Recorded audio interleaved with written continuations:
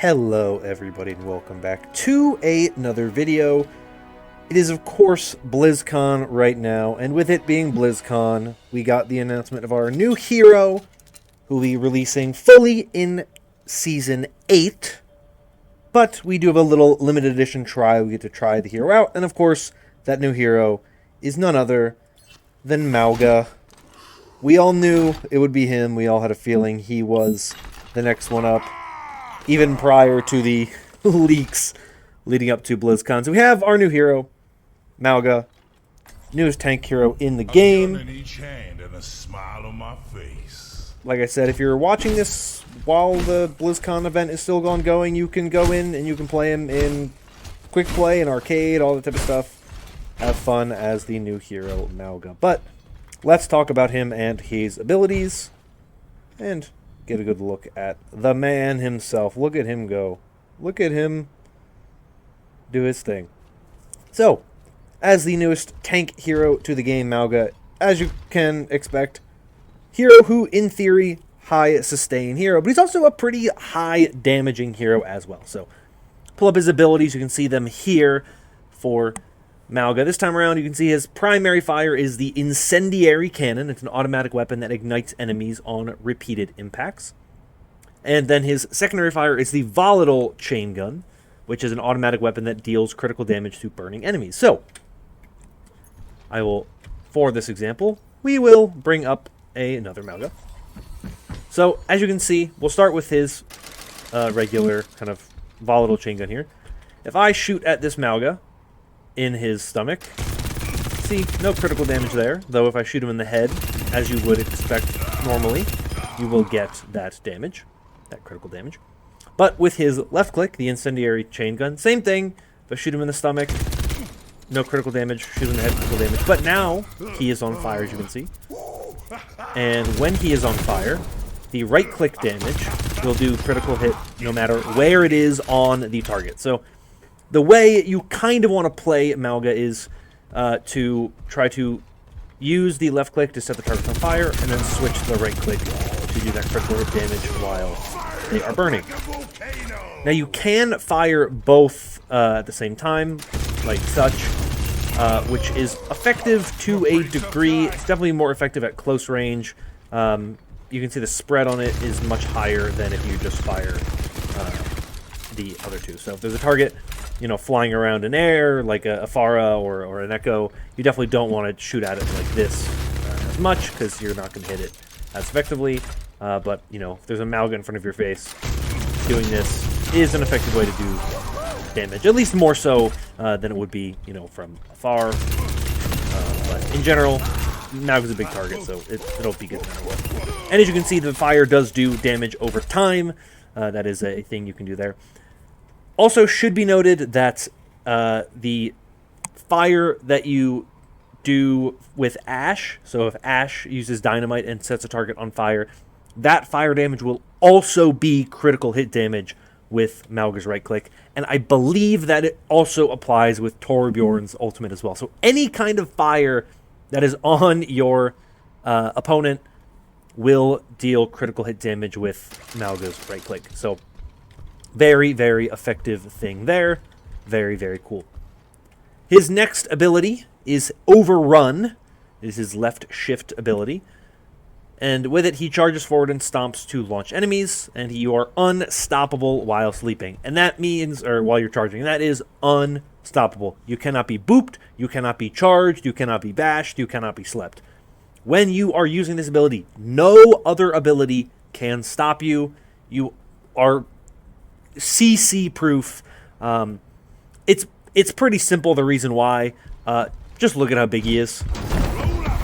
It's the easiest sleep target in the world. But you can see, he kind of goes in, he jumps, and he'll knock enemies up if he hits them. You can also cancel it early with left click, so you can kind of jump immediately if you want, but to give you a little demonstration of how it works. See, Mauga goes knocked down, and then you can kind of follow it up with a little 1-2 like that. His E ability, Cardiac Overdrive. When he uses it, nearby allies take reduced damage and heal by dealing damage. So he can heal allies with that ability right, when it's up, as long as they are dealing damage. So this guy, he's not going to do any damage because he's not getting shot at. But if I do this, they'll get the benefit. As you can see, the 1 there means the 1 ally is being affected by it, and during that time, he would have been taking reduced damage and healed by nearby damage. When these guys come back up, we can watch them get the benefits of it. So they'll take reduced damage while it's up. You can see how much more damage you take now. So it's a nice little combination that you can kind of use there to try to keep your team in the fight by using that ability to kind of power your team up. That's kind of how he sustains his allies. He's definitely more of a kind of a... I want to say, I mean, Roadhog's getting reworked, so we don't know necessarily what to expect from Roadhog, but I think he's more in that camp of a tank where I don't really think his main utility is to keep the team alive. He's definitely more of a solo type of tank from my experience so far. However, because of that E ability, because of that cardiac overdrive, he certainly is able to kind of help your allies out, and it's really good in kind of like a rush style composition. I think is really where he will excel with that ability. Plus, you consider just the way that his shift works. You know, you can think about overall kind of rush comp style things. You go in, you knock the team down, you set up a May wall, you just kind of bowl over the rest of the team. Those are the kinds of things that I think he'll be very, very good at. Now, his other abilities, you can see passive ability. He has the ability Berserker, in which he gains temporary health when dealing critical damage. So you can see health pool goes up when that critical damage is being dealt. And that, of course, includes fire damage as well. Up to 650. That is the maximum amount of temporary hit points he can gain. And then, of course, he's a tank, so he has the tank roll passive. His ultimate is Cage Fight. As you can see here, he deploys a barrier that traps yourself and enemies, and you gain unlimited ammo while inside. So, we'll use it here. You can see we got the Mauga in there. We can just shoot at him as long as we want. We have unlimited ammo. We're not running out any time soon. Just do some good things. So that's how you get a barrier up if you are Mauga. Of course, it is a very... it's a circular barrier. It doesn't move, but it is a good thing if you want to be able to try to like split up a choke, for example. So you want to divide a team up.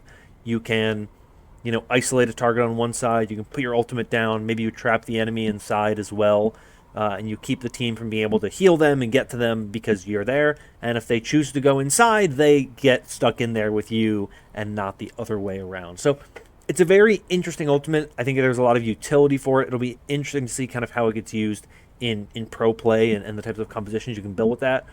I think it's one of those ultimates that'll be cool to see it used to kind of isolate targets, right? Like, do you use it to cut off the threat from the rest of the supports, right?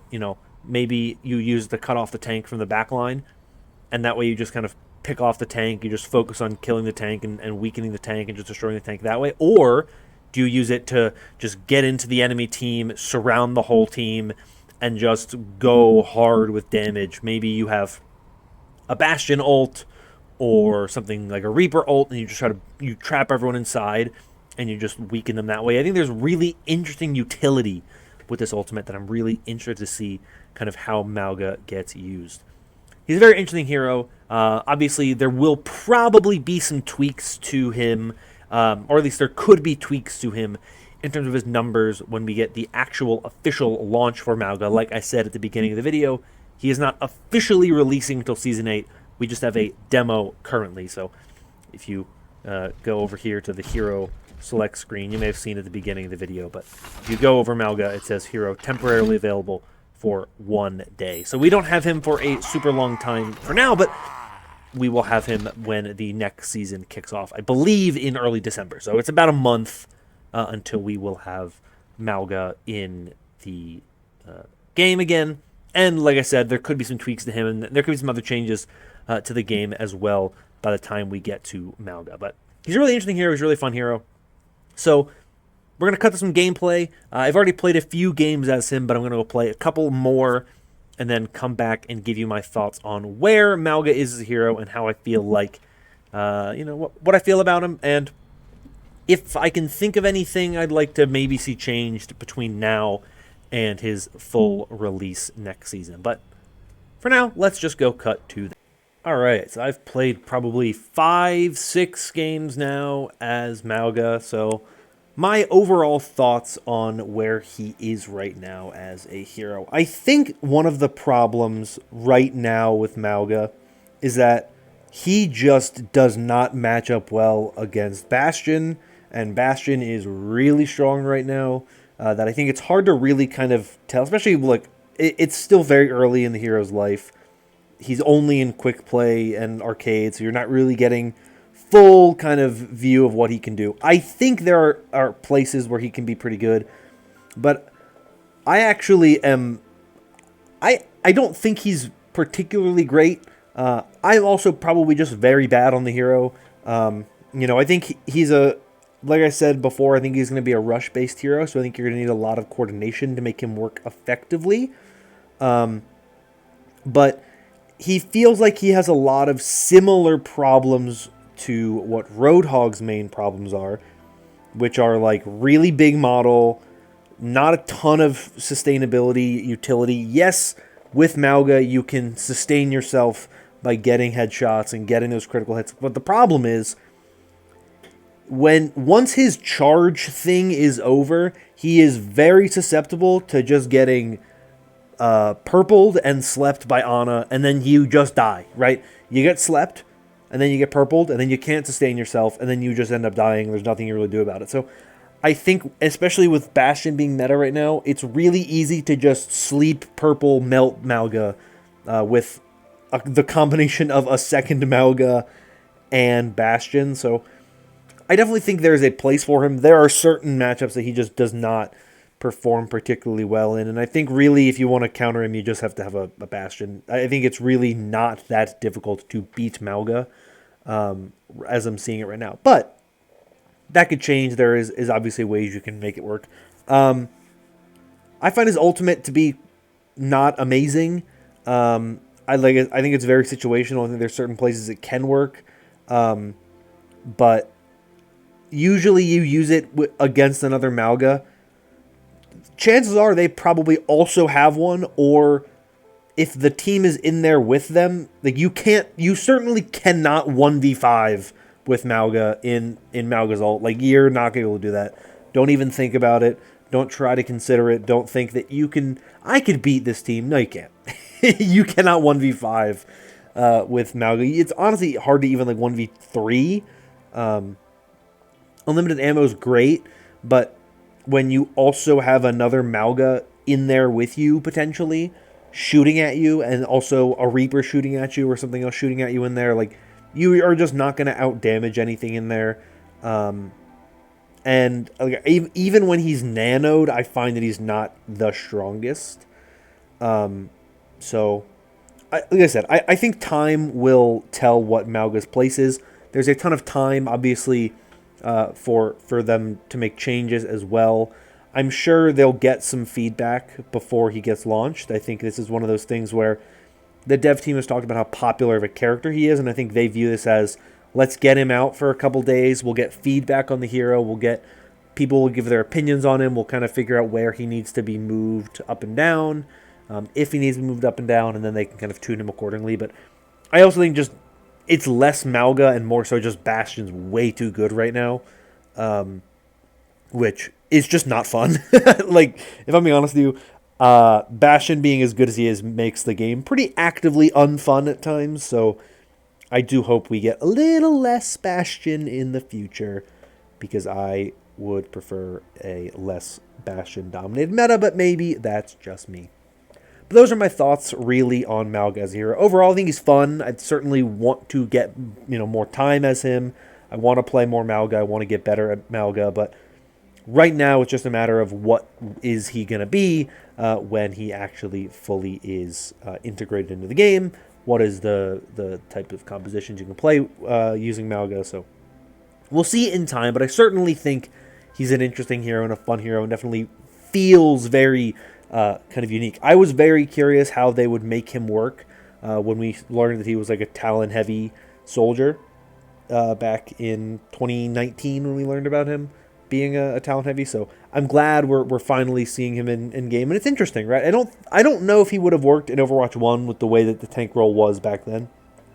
He absolutely works here as an interesting hero, but we'll see how good he really is when he kind of gets in the hands of some much better players than I. But my initial impression is that I think there are too many things that just kind of stop him